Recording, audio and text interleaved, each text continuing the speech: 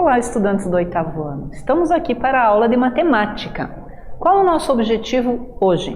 Utilizar regra de 3 composta na resolução de situações problemas que envolvam grandezas diretamente e inversamente proporcionais. Mas pense comigo, em quais situações utilizamos regra de 3 composta? Vamos relembrar. Regra de 3 simples eu uso toda vez que eu tenho que comparar duas grandezas. Regra de 3 composta eu vou usar toda vez que eu tiver que comparar 3 ou mais grandezas. Vamos lá. Está aqui a nossa definição. A regra de 3 composta é uma estratégia para o cálculo de valores desconhecidos em problemas que relacionam 3 ou mais grandezas, que podem ser direta ou inversamente proporcionais. Sempre é bom lembrar que é uma grandeza diretamente proporcional é quando uma aumenta, a outra aumenta na mesma proporção. Que exemplo a gente pode dar disso? Vamos lá. Velocidade e distância percorrida. Pense eu com o meu carro andando a uma velocidade bem alta, eu consigo percorrer uma maior distância, concordam? Então as duas crescem diretamente proporcionais. E um exemplo de inversamente proporcionais. Eu posso comparar velocidade com tempo. Olha lá, se a minha velocidade for muito alta, eu levo menos tempo para percorrer um trajeto. Então, enquanto a minha velocidade aumenta, o tempo para percorrer é menor. É um exemplo de grandeza inversamente proporcional. Acompanhe essa situação comigo. Lucas quer fazer um HD externo, o backup de arquivos que estão em seu notebook. Na última vez que fez esse procedimento, ele anotou que para 10 GB de arquivos, com uma taxa de transferência de 60 Mbps, o tempo foi de 22 minutos. De quanto tempo será o backup se a taxa de transferência for de 50 e Lucas selecionar 15 GB de arquivo? Vamos lá. Primeira coisa que nós temos que fazer, montar a nossa tabela, né? Então nós vamos organizar as nossas informações apresentadas no quadro. Tamanho de arquivo, tempo e taxa de transferência.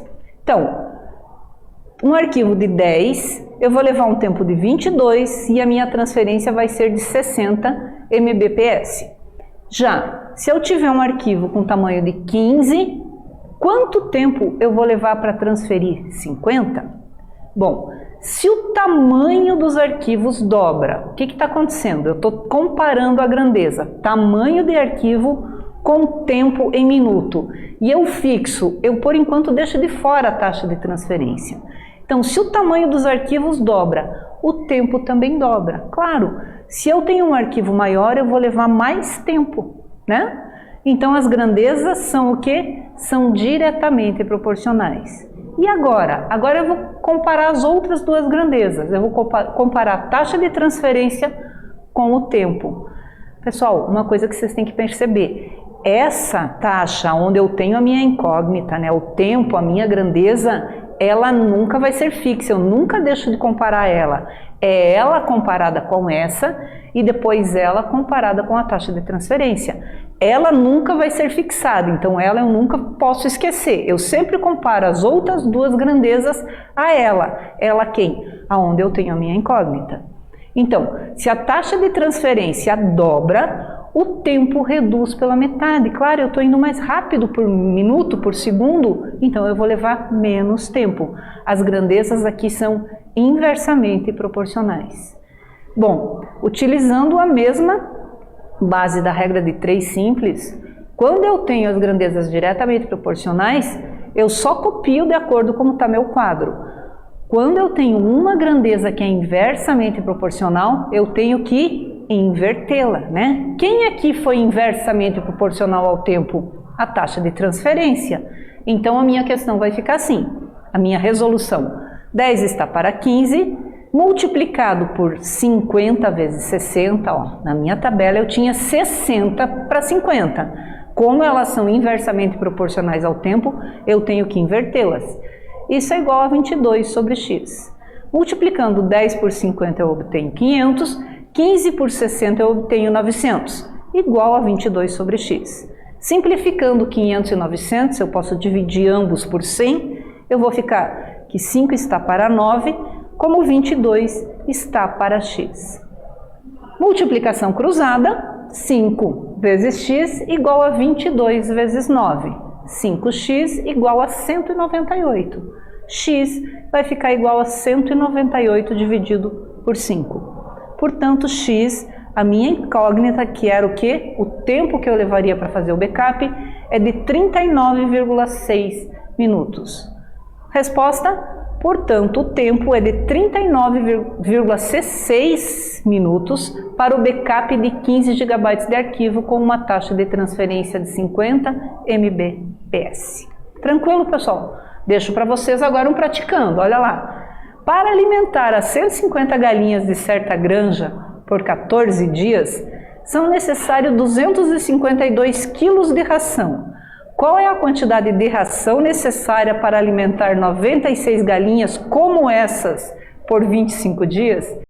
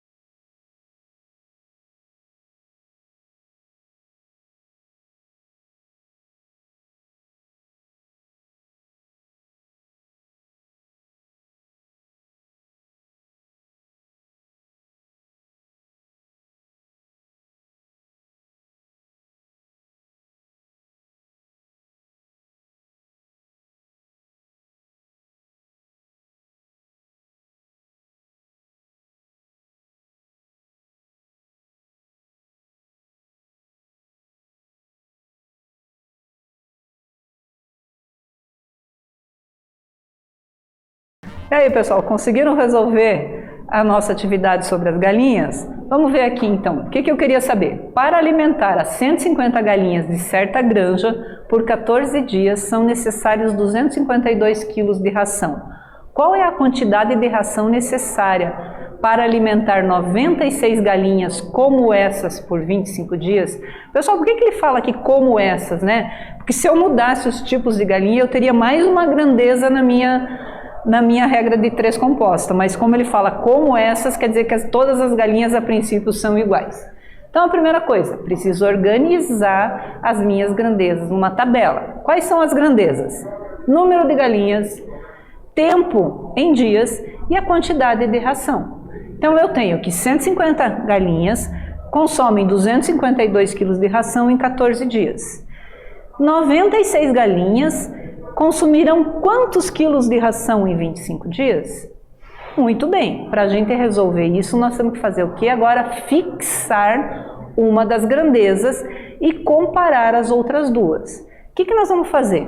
Vamos comparar qual? A grandeza número de galinhas e quantidade de ração. Então nós vamos fixar aqui o tempo, vamos fingir que ele não existe. 150 galinhas consomem 252 quilos de ração. 96 galinhas vão consumir mais ou menos ração? Percebam que a quantidade de ração e de galinhas é diretamente proporcional. Eu diminuo o número de galinhas, eu vou ter que diminuir pela metade, digamos assim, né? Eu vou diminuir o número de ração que elas comem. Então essas duas grandezas estão diminuindo juntos, na mesma direção, elas são diretamente proporcionais. E agora o que eu vou fazer? Eu vou fixar o contrário, a quantidade de ração e o tempo, né? Se o tempo era de 14 dias e aumenta para 25 dias, o que vai acontecer com a minha ração? Também tem que aumentar, eu vou ter que ter mais ração para alimentar durante 25 dias. Então essas grandezas também são diretamente proporcionais.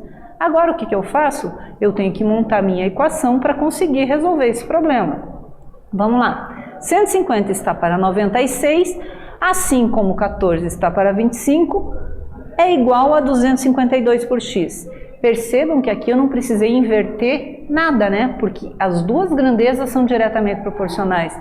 Aí é só copiar, tirar da tabela, montar a minha proporção. Fazendo o quê? Vou multiplicar agora 150 por 14, encontro 2.100.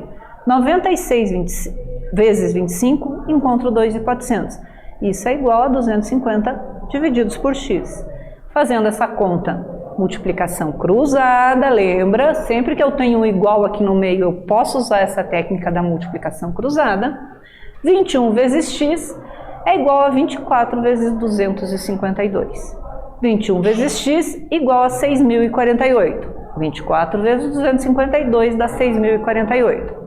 Logo, x vai ser igual a 6.048 divididos por 21. Eu vou encontrar o total de 288 quilogramas. O que quer dizer isso? Que serão necessários 288 quilos de ração para alimentar 96 galinhas durante 25 dias. Vamos fazer mais uma? Esse aqui é um desafio do Enem agora. Presta atenção. Lembrando, o Enem tem sempre umas questões longas que eu tenho que ler com muita atenção. Uma confecção possuía 36 funcionários, alcançando uma produtividade de 5.400 camisetas por dia, com uma jornada de trabalho diário dos funcionários de 6 horas. Entretanto, com o lançamento de uma nova coleção e de uma nova campanha de marketing, o número de encomendas cresceu de forma acentuada, aumentando a demanda diária para 21.600 camisetas. O que é a demanda mesmo? É a necessidade. Eu tive que aumentar porque eu vendi muito, eu tive que produzir mais. Buscando atender a essa nova demanda, ou seja, mais pessoas querendo comprar minha camiseta, a empresa aumentou o quadro de funcionários para 96. Ainda assim, a carga horária de trabalho necessita ser ajustada. Qual deve ser a nova jornada de trabalho diária dos funcionários para que a empresa consiga atender a demanda? Pensa bem, lê direitinho, monta a tabela e a gente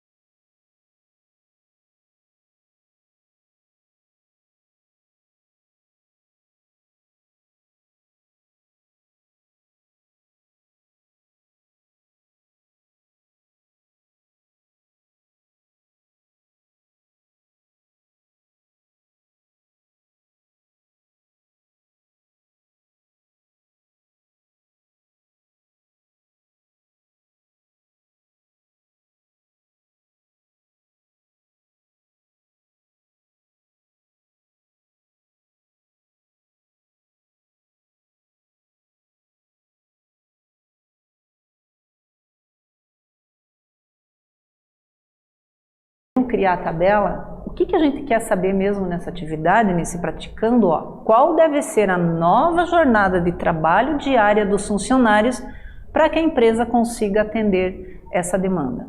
Vamos montar a nossa tabela. Então nós temos número de funcionários, é uma das grandezas, número de camisetas por dia e jornada de trabalho diário. 36 funcionários produzem 5.400 camisetas por dia, trabalhando 6 horas por dia. A nossa pergunta é, quantas horas por dia 96 funcionários terão que trabalhar para produzir 21.600 camisetas? Vamos fixar as grandezas.